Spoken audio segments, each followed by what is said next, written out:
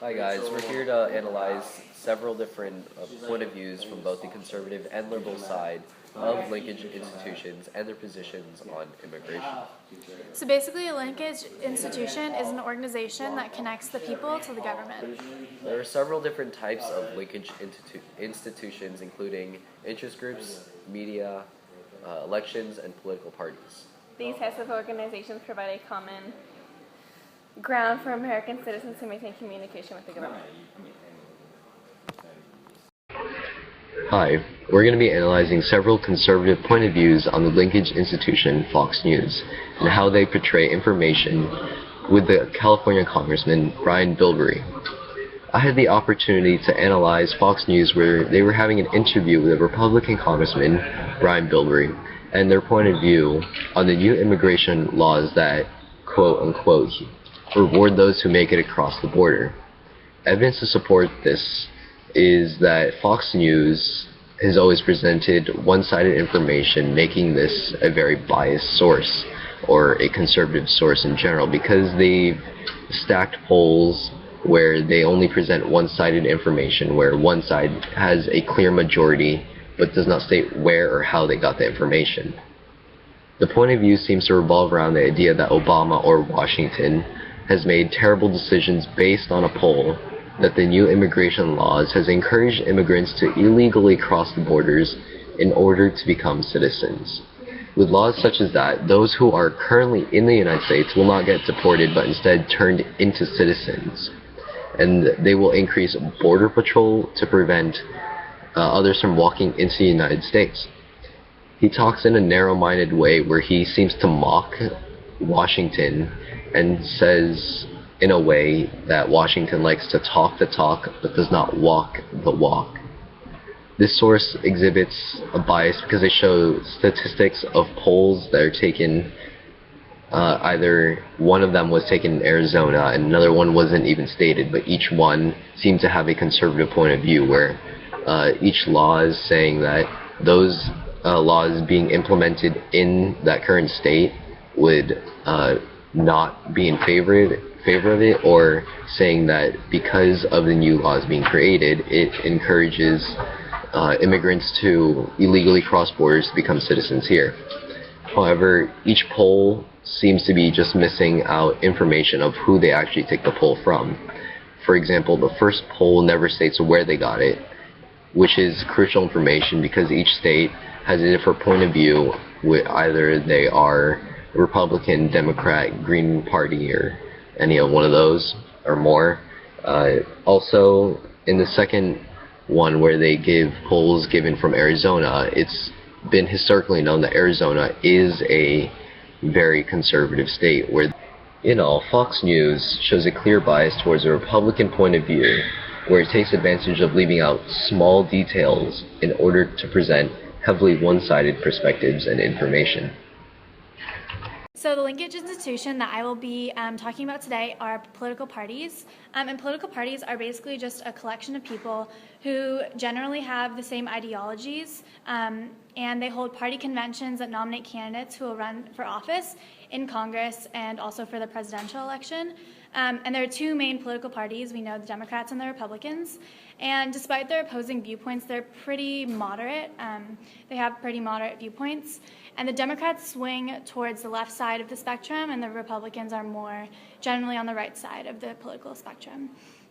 So I had the opportunity to analyze a response by Congresswoman Lee and her point of view and arguments over Republican anti-immigration legislation.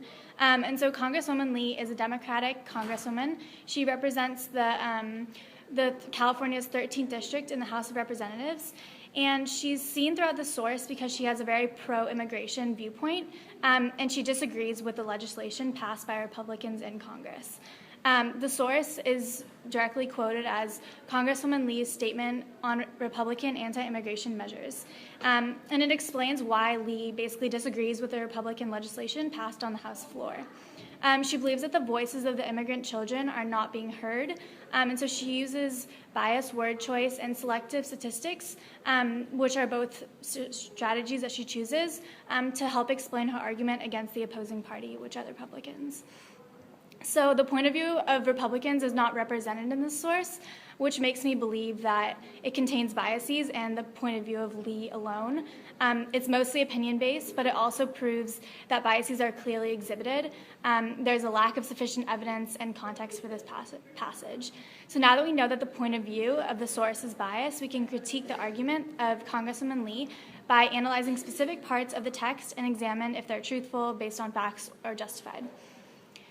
So first off, Congresswoman Lee uses a brief testimony from some of the immigrant stories she heard to develop her argument.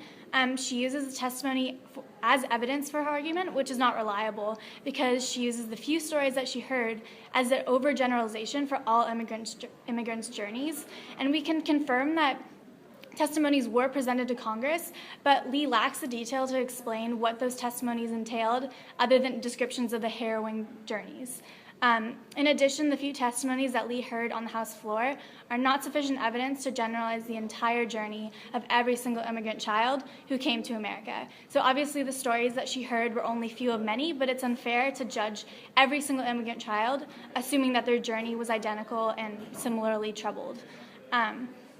In the source, Congresswoman Lee additionally quotes a statistic that may be inconsistent with the context of the anti-immigration law that was being passed by Congress. Congresswoman Lee quotes the statistic that 60% of the children qualify for international protection. And it's an unclear statistic because Lee does not clarify the children who are qualified, nor does she clarify what type of international protection they qualify for. After doing a little bit of research on the background behind the statistic, I can conclude that the statistic is somewhat true. According to the National Immigrant Justice Center and the United Nations High Commissioner for Refugees, 60% of immigrant children that come to America are considered refugees because many of them have experienced community, domestic, and gender violence and are seeking a better life. But only these children who can prove that they have experienced trauma are the ones that have the opportunity to stay in America legally, unless taken to a relocation center that will eventually deport the children.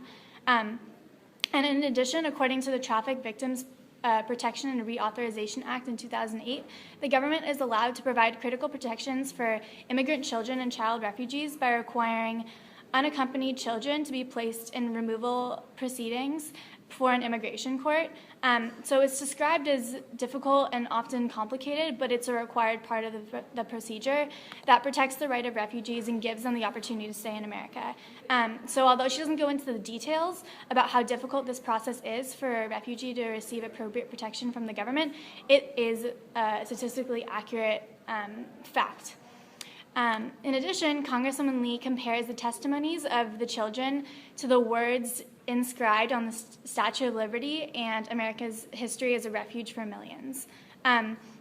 The words inscribed on the Statue of Liberty are, "Give me your tired, your poor, your huddled masses yearning to breath free, the wretched refuse on your teeming shore, send these, the homeless, tempest tossed to me, I lift my lamp beside the golden door." So those are the words directly stated from the Statue of Liberty that are kind of like a symbol for American society. But so she uses these words as kind of like her ethos and logos to appeal to her audience, but she doesn't go into the detail about the testimonies of the children and their stories. The meaning behind the words inscribed on the Statue of Liberty relates to the argument that she has, but she should clarify that the words of the Statue of Liberty alone appeal to those children who are refugees rather than all immigrant children coming to America. So America's history is technically a refuge for millions, considering a majority of America's foundation was built on immigration and coming from other places to start a better life. So she uses this heartfelt comparison. It's technically correct, and her reasoning is justifiable. However, Congresswoman Lee does not mention the fact that Republicans passed this legislature specifically to protect the border security. It's not really clear nor fair that the Republicans, for the Republicans, because she doesn't address their full counter-argument. The voices of Republicans who passed this legislation are not present, so it kind of creates an unbalanced and unreliable aspect to the text. And then she also quotes, "While border security is important, this bill further militarizes the border. This is unacceptable." She says this is unacceptable. And she also states that this bill does not address the root causes that contribute to the children being forced to flee violence and abuse.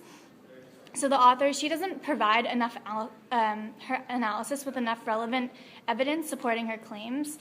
She refutes the potential counterargument by the Republicans by addressing that they may believe border security is important, but she further argues that the bill further militarizes the border. However, she does not explain why further militarizing the border is unacceptable, and she does not address the root causes that contribute to these children being forced to flee from violence and abuse. But she continues criticizing the bill for not addressing these issues.